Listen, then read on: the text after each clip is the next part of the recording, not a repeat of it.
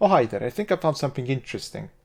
This is an article by Julie Bindel talking about her no platforming campaign last year. She, together with Milo Yiannopoulos, were invited onto a campus to talk about some things, but they were both banned. And she was banned for something she said 9 years ago about trans women. That apparently doesn't fit with the current feminism. She was not banned, however, for stating that men should be put onto camps and then they could be loaned out by others, like library books. And they would have to be returned to those camps. No, that doesn't matter. It's something she said 9 years ago that got her banned. The campus craze of banning outspoken women from university events and debates across the country is such a gift to the misogynistic men's rights movement that if I were a conspiracy theorist, I would be insisting this is a global plot to end women's liberation.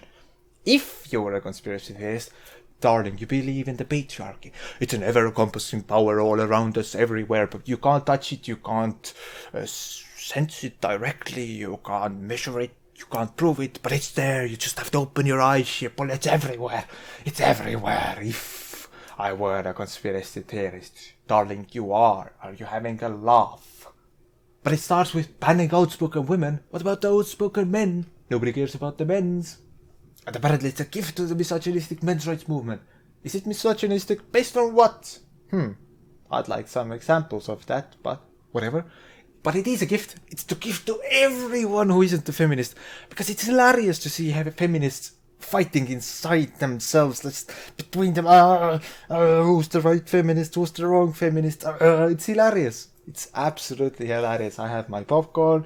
I'm ready. Let's do this. Go on, fight. Lies and smears against radical feminists and allies who name male violence as the key way in which we are oppressed are nothing new. Wait a minute.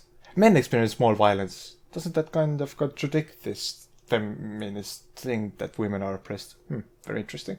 And here, I seem to understand that you are a radical feminist. You're defending radical feminists.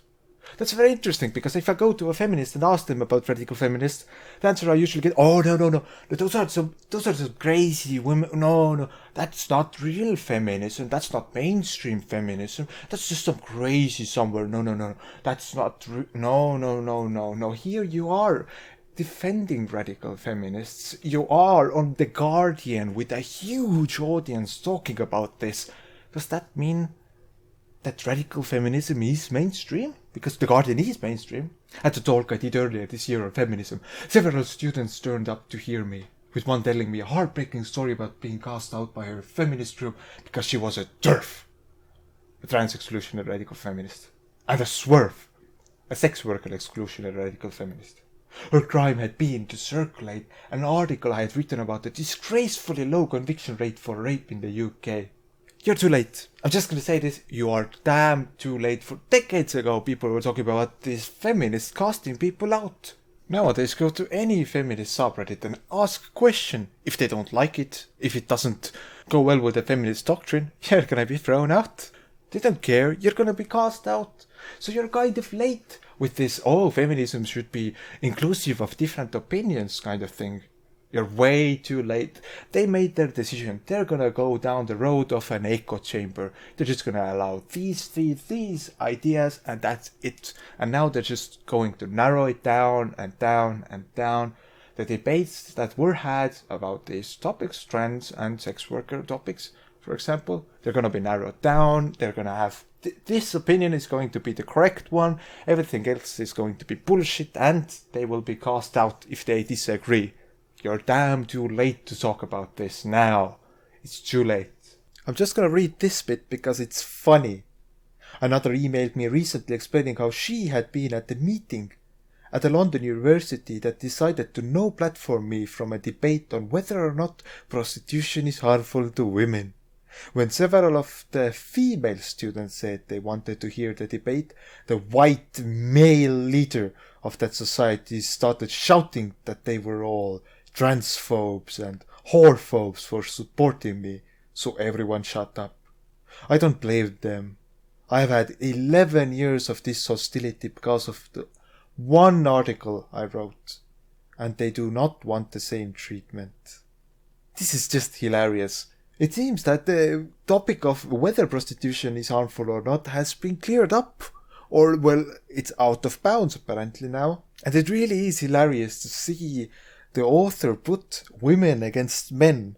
Because to them, this is all identity politics. This is all about identity politics. When several of the female students, it's women as a collective, wanting to hear the debate, and then the white male leader, that horrible misogynistic white male leader, started shouting them down, silencing women's voices. How poetic. Another student told me she was banned from her feminist society because the flyers she distributed outlining the threat to women's reproductive rights referred to women rather than womb bearers, which was deemed transphobic. The takeaway from this is you can never be too PC. There's always more political correctness to do. We have long ways to go. Any feminism that names men and men's violence as the problem is being shut down. Is it? Doesn't look like it. Anti-male bias in feminism is quite present. The liberal queer identifying feminists that celebrate slut walk, pornography and sex work do not get no platformed. They are simply not a threat to men, and therefore the increasing numbers of men who are leading the troops into no platforming hell are appeased by them. I'm telling you guys, it's a male conspiracy. It's a global male conspiracy. You might not see it, but there's always a man behind it, so it must be a male conspiracy. The Canadian feminist writer Megan Mumphrey went through hell recently after writing an article in which she challenged the notion that the actor Laverne Cox of Orange is the New Black was liberating women by posing for the annual nudes issue of Allure. Because Cox is transgender and black, Megan was accused of being both racist and transphobic, with a number of groups demanding that Murphy be sacked from her unpaid blog and part-time editor position at Rabble.ca. Absolutely hilarious. It's tactics we see all over again. Accusations of racism, accusations of transphobia. I'm surprised there's no misogyny. Maybe they forgot that one. And groups demanding that they be sacked and removed from their position. We see this all of the time. It's just feminists sometimes pointing the gun at themselves or one of their friends who has suddenly, they feel, betrayed them. And it's hilarious. It's a gift that keeps on giving. The current climate in universities of creating safe spaces in which no evil must enter is pathetic. Banning me from speaking by claiming that my very presence would cause harm and even violence to students, when they regularly allow men who actually campaign against women's rights to speak, is outrageous. Of course, I'd like to see examples of what men are campaigning against women's rights, and also I'd like to point out that there is the word men there. What about women who campaign against women's rights? What about female anti-feminists? Do we care about them, or are they not of concern? Initially, the University of Manchester decided to no platform me and not my opponent Milo Yiannopoulos, a vocal anti-feminist, though he too later was disinvited after protests over the hypocrisy. In doing so, they handed me a gift. A gift? What gift might that be? Here is proof that this is an anti-feminist crusade and nothing at all about so-called safe spaces. Is she having a laugh? Earlier on, she said, if I were a conspiracy theorist. And now she's all like, it is 100% confirmed, undeniable proof of an anti-feminist crusade. We have agents of the patriarchy in all facets of the society. They are high up, placed in positions of power. And this is absolutely astonishing to me.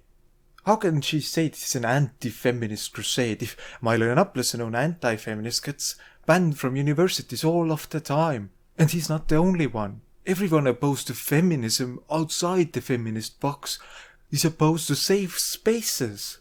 And now it seems only a certain type of feminist is for safe spaces. And now Julie Bindel is saying that that certain type of feminist who is for a safe space is actually an anti-feminist. Or somehow it's all an anti-feminist crusade. If I were a conspiracy theorist. In the end, she says, no student was harmed in the writing of this article. How can she be so sure? Maybe she had a few sexist stances that contribute to violence against women. Maybe she's enabling abuse all trans people face daily. Maybe something she said was too heteronormative. Or maybe she's not doing enough to abolish white supremacy. Or maybe that's enough for now and you know where to find me.